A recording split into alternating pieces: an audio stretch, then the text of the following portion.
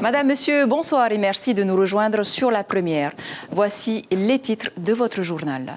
Le port autonome et la direction des affaires maritimes s'attaquent aux épaves qui gisent en zone portuaire.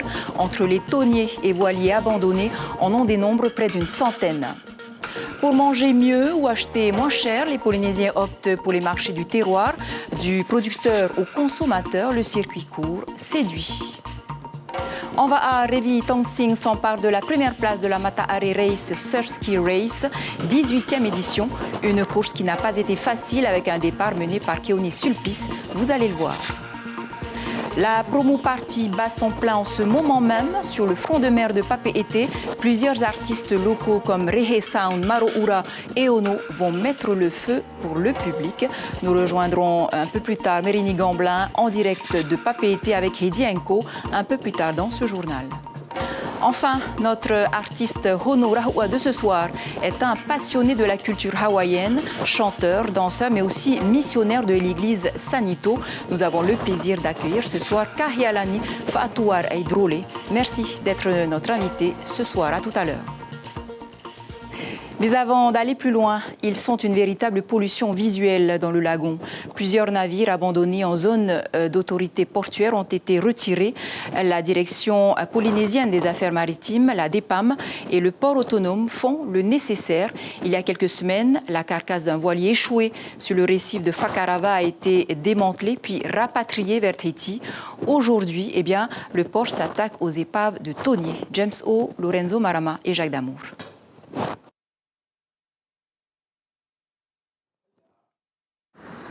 C'est le début d'une longue série de travaux pour désengorger le port de Papeete de ses épaves de bateaux.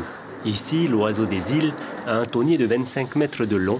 Il sera totalement démantelé aux frais de son propriétaire. Un bateau comme celui-ci, c'est entre 30 et 35 millions. Ça coûte évidemment très cher. Ce sera pris en charge par les propriétaires. Donc nous, on prend les devants pour assurer la protection de l'environnement. Ce sont des coûts qui seront refacturés aux propriétaires. À ce jour, on dénombre 93 navires amarrés au port de pêche de Whareute. 14 sont inactifs et selon le gestionnaire des lieux, 10 sont en cours de remise en état afin de reprendre leur activité.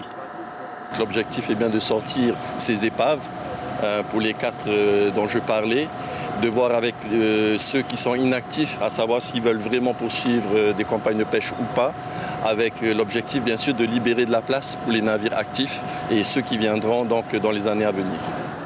Si les opérations se déroulent relativement bien avec les professionnels de la mer, côté plaisancier, c'est une autre paire de manches. Depuis 2019, dans la zone Puna-Abiafa'a, 17 épaves ont été identifiées puis rapatriées à Motuuta par mesure de sécurité. La première chose était de les sortir de l'eau pour éviter qu'ils coulent. Maintenant, on entame les démarches pour pouvoir les démanteler. Exactement la même procédure que pour les thoniers, recherche des propriétaires. Tout à fait la même chose, recherche de propriétaires, mise en demeure des propriétaires et puis après on lance les procédures contentieuses, contravention de grande voirie ou référé expulsion. Reste l'épineuse question du Aremiti Corsair, navire à grande vitesse toujours au fond de l'eau dans le port de Papeete, ou encore de la goélette Tapro 7 hors service depuis 2 ans et dont l'armateur demande instamment au gouvernement d'autoriser son immersion par 2000 mètres de fond. Voilà un dossier à suivre. Si vous êtes rentré par la côte ouest, vous avez sûrement été nombreux à prendre votre mal en patience. Déjà fermé à la circulation pour être surélevé, le pont de la Punaru est encore fermé depuis hier soir pour être cette fois replacé dans sa position initiale. La cause de longs embouteillages sur la côte ouest ce matin. Des travaux qui vont se poursuivre jusqu'à 4 heures du matin lundi. Également dans ce journal, comment mieux consommer, trouver des produits locaux de qualité et à moindre coût. Les marchés peuvent être une alternative.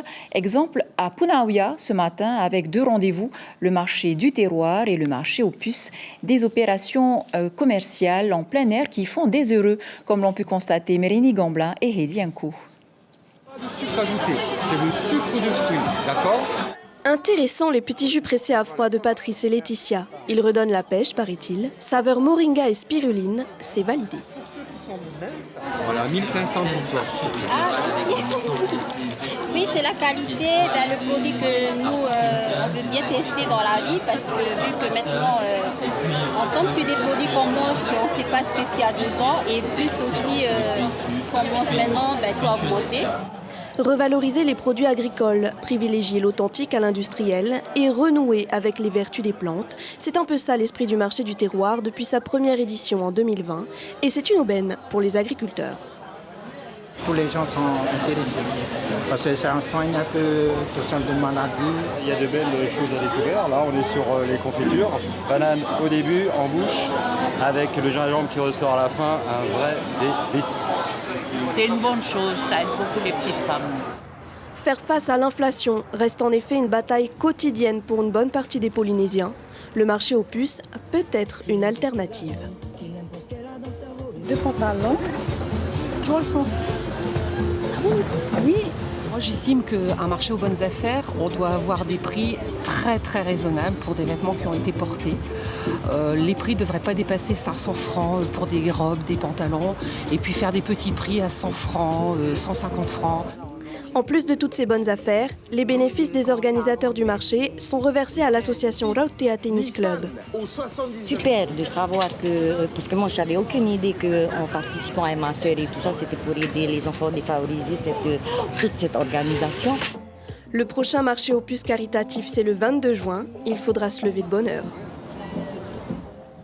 On parle sport à présent. En MMA, Hani Flor a remporté ce samedi son combat contre la Libanaise Sandra Soukar. À Paris, elle était à l'affiche du gala du KSW, l'une des plus grandes organisations de MMA en Europe. La Tahitienne de 38 ans a remporté son combat sur décision unanime du jury. Son adversaire, âgé de 25 ans, avait été sacrée championne du monde de l'organisation GA MMA en 2021 et médaillée d'or au championnat Asie-Pacifique 2022. Voilà une victoire rêvée par la Tahitienne. Je vous le disais en titre, une fois de plus, la Mata Hari Race Surf Ski 18e édition a tenu toutes ses promesses. Sur la ligne de départ dans la baie de Taoné, plus de 350 athlètes, toutes catégories confondues. La course reine des seniors a réuni pas moins de 200 rameurs. Revi Tongsing s'empare de la première place devant Hotuiter Eichporoy. Le résumé de Kalin Liénard et Patrick Sinsing. Chaleur étouffante et soleil de plomb, des conditions extrêmes pour les rameurs au départ de Pirée. Keoni Sulpice, grand favori de l'équipe Shelva, domine le parcours jusqu'à Fa'a. À ses trousses, Revi Tongsing de la team EDTVA. Tout se joue devant les bungalows de l'hôtel Intercontinental où l'éclair bleu foudroie le coquillage jaune et le dépasse. Revi Tongsing conserve son avance en creusant l'écart dans la passe de Tapuna. Il franchit la ligne d'arrivée au parc Veirei avec 500 mètres d'avance sur son adversaire. Ça va, il y a eu de bonnes conditions. Hein. J'étais à l'aise dans le CEF. C'était pas prévu que je mène comme ça la course. Quand j'ai vu que j'étais bien, j'ai commencé à gérer. Et puis, arrivé au poteau blanc, j'ai commencé à travailler. Et félicitations aux copains là.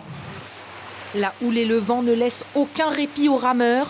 Plus d'une heure après le départ, les premiers franchissent la passe de Tapuna.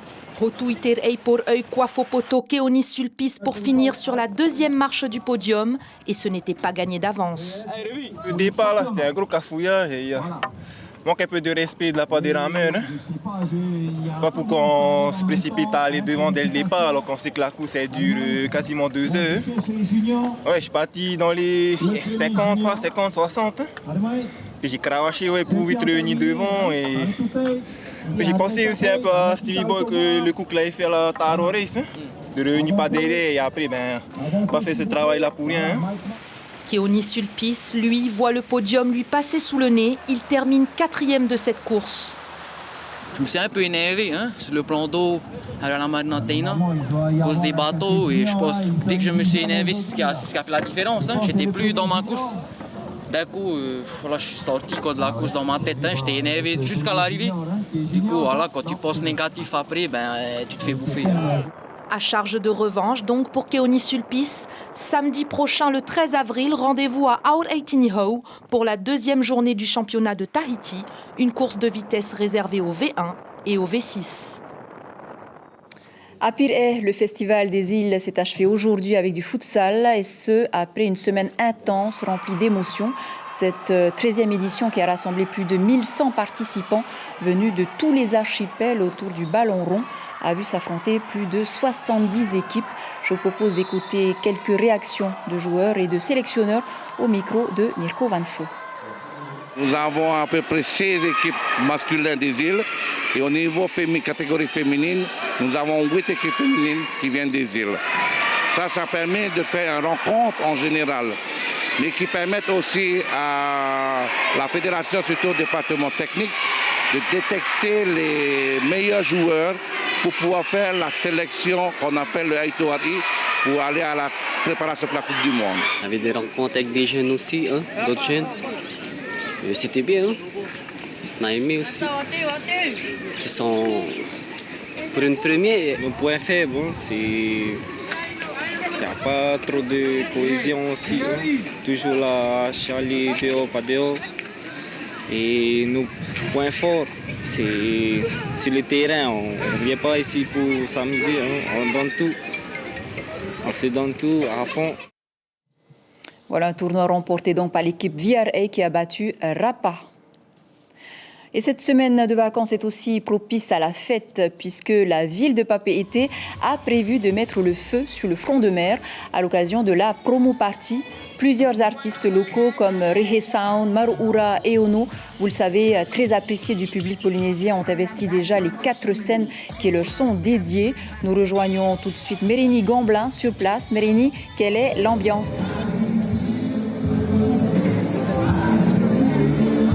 Oui, Chiquita, eh bien voilà, ce soir c'est la 9e édition de la promo party. Cela fait plus d'une heure que les Polynésiens, les familles polynésiennes sont en train d'arriver sur le front de mer qui est fermé au public du rond-point Chirac jusqu'à la base navale. Et voilà, ce soir les Polynésiens ont le sourire, ils sont venus s'évader, ils sont venus profiter d'un moment en famille ou entre amis. Et puis ils sont venus aussi profiter de la musique sur le front de mer. Tout du long ce soir il y a 4 scènes où 16 artistes sont venus se produire. C'est l'occasion pour les Polynésiens de venir profiter, pour ceux qui n'ont pas forcément les moyens de s'offrir une place de concert, eh bien, de venir voir ces artistes se produire. Et puis voilà, pour cette 9e édition, eh bien, on se sent en sécurité. On a vu les pompiers, les policiers qui veillent au grain, qui veillent à la sécurité des enfants qui peuvent se balader sur tout le front de mer à trottinette ou à vélo. Et voilà, la 9e édition de la promo party, c'est jusqu'à 22h ce soir, la Polynésie comme on l'aime, Chiquita. Merci Mérini, donc vous avez encore le temps d'y aller, sans oublier Hedienko à la caméra.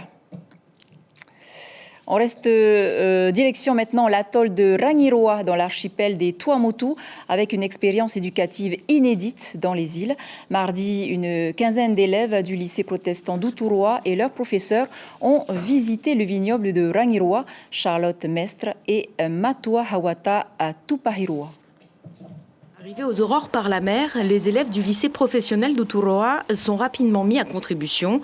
Première étape, les vendanges. Après quelques explications sur le fonctionnement du seul vignoble du Fénois. Manuellement. Quand vous le voyez, là, il y a des, on passe dans les rangs, on remplit les bacs et on fait le transport au bateau jusqu'à la cave. Il est temps de se mettre au travail et de découvrir les subtilités de la récolte du raisin. C'est du carignan, tout ce qui est raisin rouge. Et il y a aussi un autre type qui s'appelle le Italia, c'est le raisin blanc. Il faut prendre les plus mûrs, choisir. S'il y a quelques verres, il faut les enlever et ensuite mettre dans le seau. Si cette visite est une occasion pour les élèves de sortir de leur environnement scolaire habituel, elle est surtout une application pratique et ludique des enseignements suivis en classe. Suivant la formation de nos élèves, justement, on leur demande de connaître le vin, le produit vin. Alors pour nous, c'était le meilleur moyen de leur apprendre tout ça directement. Donc, c'est-à-dire de la coupe, de la taille du raisin jusqu'à la production du vin en lui-même.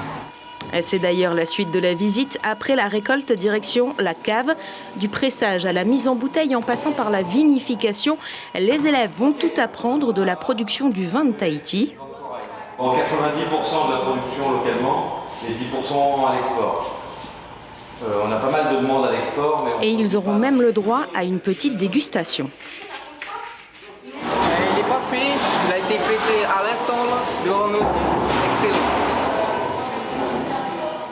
En plus de goûter au nectar du Fénois, les élèves ont aussi pu en apprendre un peu plus sur la polyculture.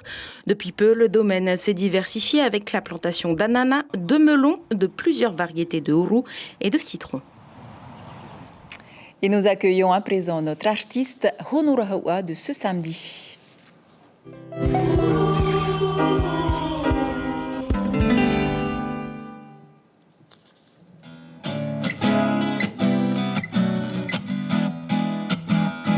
Haina ia mai ka puana Hone ana o ese tuupoli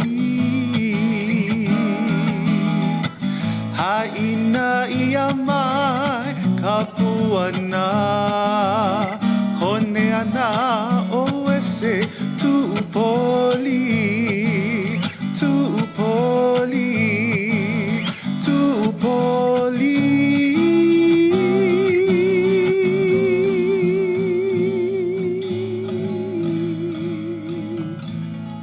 Magnifique. Kahialani Fatouar Edrolé, merci d'être avec nous ce soir. Vous êtes un kumuhula, un spécialiste du hula. Vous chantez et surtout vous êtes passionné de la culture et de la musique hawaïenne. Tout à fait. Kahialani, vous auriez pu vous passionner pour le orithiti, mais vous avez choisi le hula et vous préférez chanter en hawaïen. Pourquoi? Exactement. Alors Hashikita, et en fait, cela me fait rappeler mes origines, d'où je viens, de par mon ancêtre Meleana Namakeha. Et donc, c'est une façon pour moi de perpétuer mes racines et de partager ça avec ceux qui sont friands de la magie du hula et de Hawaï. Alors, depuis 2016, vous êtes également missionnaire pour l'église Sanito en France. Comment arrivez-vous à concilier cette vocation religieuse et votre passion? Alors, j'ai atterri en Europe en 2019 et depuis 2016, j'ai été appelé à un ministère qu'on appelle 70. Et en fait, je pense que j'ai trouvé l'équilibre dans ma vie entre vivre ma foi et vivre de ma passion et de le partager à toutes les personnes que je rencontre. Et c'est juste extraordinaire ce que je vis actuellement. Et cet appel, elle est venue comment? Eh bien, cet appel, je pense que cet appel est divin. C'est quelque chose à laquelle j'ai grandi depuis tout petit. La foi était importante dans ma vie et encore aujourd'hui. Et en fait, je retrouve le côté spirituel en même temps dans la danse hawaïenne. Donc, c'est une combinaison de vivre sa foi et vivre de sa passion. Alors là, vous êtes juste en vacances, c'est bien. Expliquez-nous un petit peu, dites-nous en plus. Alors, je suis là actuellement en mission pour l'Église parce qu'il y a eu un rassemblement de jeunes de l'Église de la communauté du Christ depuis une semaine et qui s'est terminé aujourd'hui, dont nous célébrons aujourd'hui les 194e anniversaire de l'Église. Et à côté de ça, eh bien, je vais en même temps profiter de mon voyage de partager un concert de chant hawaïen, le Aloha Vibration, le 21 avril au Hilton. Au Hilton. Et quel est le but, l'objectif de ce concert? Et donc l'objectif de ce concert est de pouvoir partager la magie de la musique hawaïenne à toutes ces personnes qui aiment ces vibrations. Et aussi, on a un projet d'envoyer l'orchestre avec moi, Nahapa Mele, un orchestre qui me suit depuis maintenant mes débuts, aux États-Unis pour un festival de Test of Tahiti au mois d'octobre. C'est une manière aussi pour vous de médiatiser aussi l'image de la Polynésie. Exactement. Vous avez fait plusieurs festivals déjà dans le monde. Tout à fait. C'est une façon de promouvoir la magie de la vie polynésienne, l'ambiance familiale, l'ambiance communautaire, la joie de vivre, mais surtout le sens d'humilité. On est polynésien, on sait qui on est, mais on reste humble aussi dans tout ce que l'on fait. Tu arrives à vivre aussi un petit peu de ta chanson, du hula à côté de ça? Alors, je ne vis pas de la chanson, je reste très discret sur ce domaine, mais je vis pleinement de la danse et aussi de mon ministère en tant que représentant de l'Église en France. Merci infiniment d'avoir répondu à nos questions. De toute façon, on vous retrouve à la fin de ce journal. Voilà, c'est ainsi que se referme cette édition dont je vous rappelle l'information principale. Le port autonome et la direction des affaires maritimes s'attaquent aux épaves qui gisent en zone portuaire. Entre les tonniers et voiliers abandonnés, on en dénombre près d'une centaine. Voilà pour l'essentiel de l'actualité. Merci de nous rester fidèles. L'info continue demain en radio dès 6h30. Restez avec nous à suivre votre feuilleton Legacy. Vous embarque dans une nouvelle aventure suivie de votre série de Informer. Belle nuit sur la première. On se quitte en musique avec Kahialani. À demain.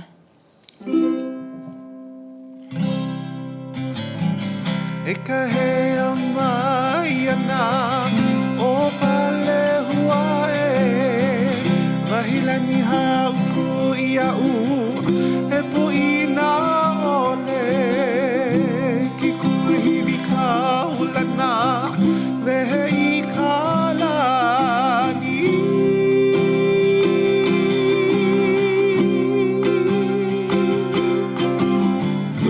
o he avale ana oe o pale hua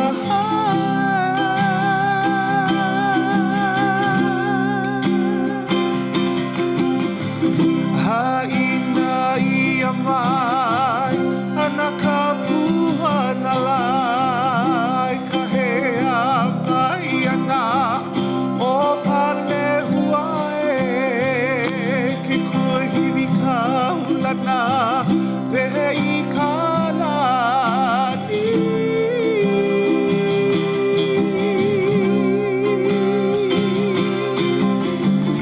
o hea vale ana oe